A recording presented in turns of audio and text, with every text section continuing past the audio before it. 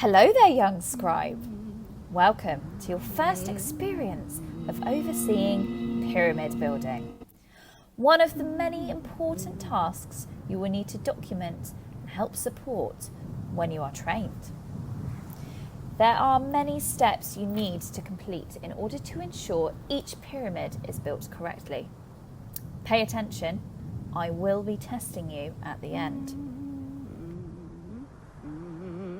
To begin with, the pyramid must be built somewhere where we can transport the stone we have quarried to.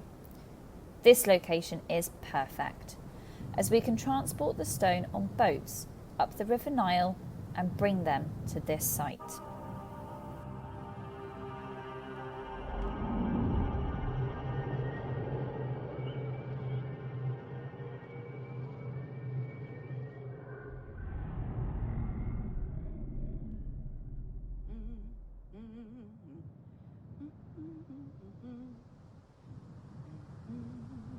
Now then, let's look at the stars above.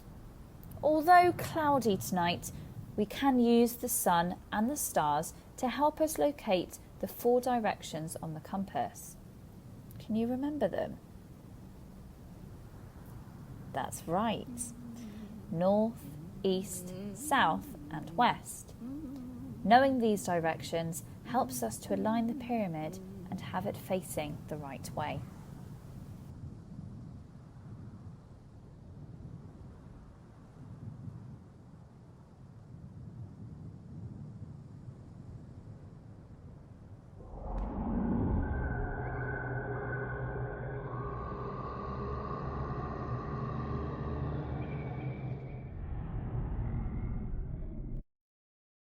Next, we need to measure out the base of the pyramid into a perfect square.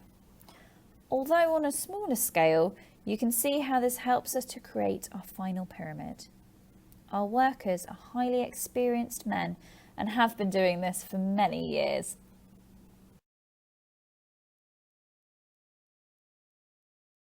Speaking of which, recruitment is an important job. It is up to you to support this. Many of our construction workers are farmers who work for us during the flood season. Do you know which season I'm talking about? Of course, that's right, young scribe. Aket is the flooding season. We make sure that the workers have food and housing supplied when they come and work for us. Although we have skilled architects and engineers that are employed all year round.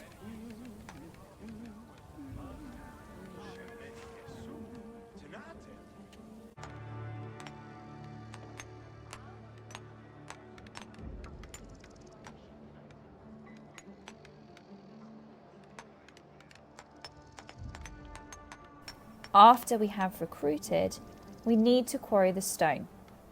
We use a type of stone called limestone, which we can quarry from the east bank of the Nile.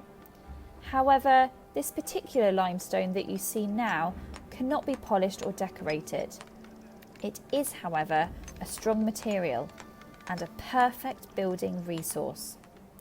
The workers start by drawing a large grid onto the limestone, leaving spaces between the blocks.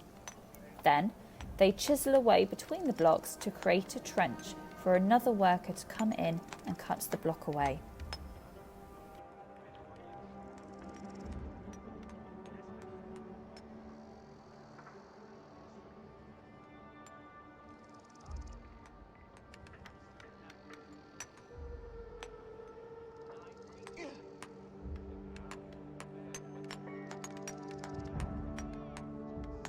Moving on now, we need to see how the stone is shaped into the blocks used in our Great Pyramids. Skilled stonemasons cut the blocks in 90-degree angles to get the block into the right shape.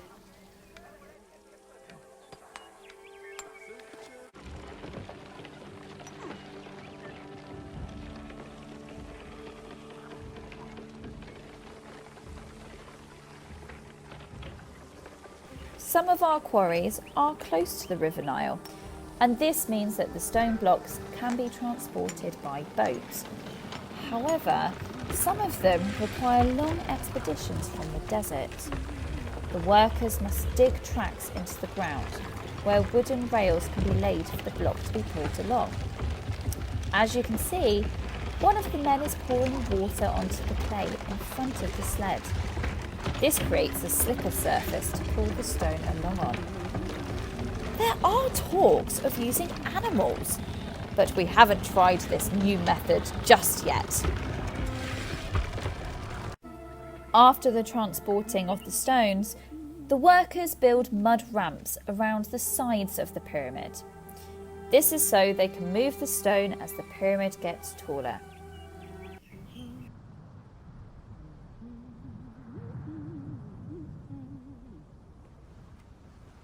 We don't have any way of pulling the blocks into place, so we must make sure we carefully guide the stone blocks on the wooden rollers into the correct position.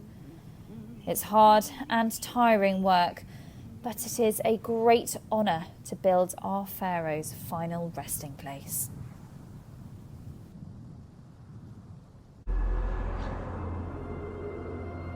Now, just look at this magnificent creation.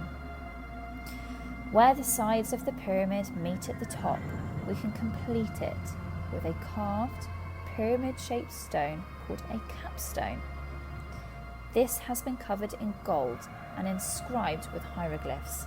Such beautiful writing and detail. I will be expecting the same from you when it is your turn.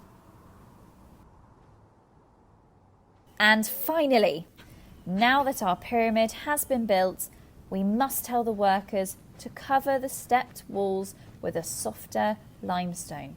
This can be smoothed down and decorated to create this phenomenal white finish. Oh, it really gleams in the sunlight. What a sight to behold. I can feel Ra blessing us and this masterpiece. So, there you have it. The steps you must learn and know to support the building of our pyramids. One day, it will be up to you to lead the workers. You will not have me to watch over you and guide you. Study hard and practice. A scribe's job is tough, but rewarding.